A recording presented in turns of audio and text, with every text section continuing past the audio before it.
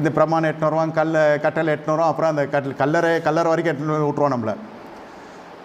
டக்குன்னு இந்த இச்சை எல்லாம் நிறைவேற்றும். இங்கே பார்த்தா அண்ணாகிறதுக்கே பிரச்சனை, கையில் காசு இருக்குது, என்ன பண்ணுறது, ஃப்ளைட் டிக்கெட் இருக்குது, எல்லாம் அது மாதிரி. நம்ம கையில் காசு இருக்கியா, இந்த கேள்வி மூஞ்சை பார்த்து போர் அடிச்சிச்சு. இதெல்லாம் வளர்ந்து பசங்க. அங்கே போய் பார்த்தா மோவாப் அப்படி இருக்கான், இப்படி இருக்கான், எப்படியா பாண்டிச்சேரியில் சரக்கு கம்மின்னா இங்கேருந்து கிளம்பி போவான். சரி பேர் ட்ரிங்க்கு டேக்ஸ் ஃப்ரீ. எங்கே எவ்வளோனா குடிக்கலாம், எட்டுன்னு வரக்கூடாது.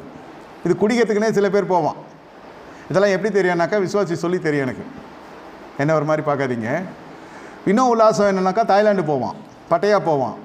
இதெல்லாம் சமூக ஊடகங்களில் வரதுனால சொல்கிறேன். ஏன்னா நம்ம போகணுன்னு அவசியம் இல்லை. இதெல்லாம் பார்த்தீங்கன்னா அந்த ஊரில் போய் நம்ம இங்கே மாதிரி வாழ முடியாது. எதெல்லாம் உள்ளாடியோ அதான் இங்கே வெளியாட. எக்ஸாம்பிள் அந்த மாதிரி இந்த மோவாப் இவ்வளோ குளிர்ந்து காணப்படுறதுக்கு காரணம் என்னென்னா, நம்ம இஸ்ரேல் புத்திரர்கள் எப்பொழுது யோசுவா மடித்து போன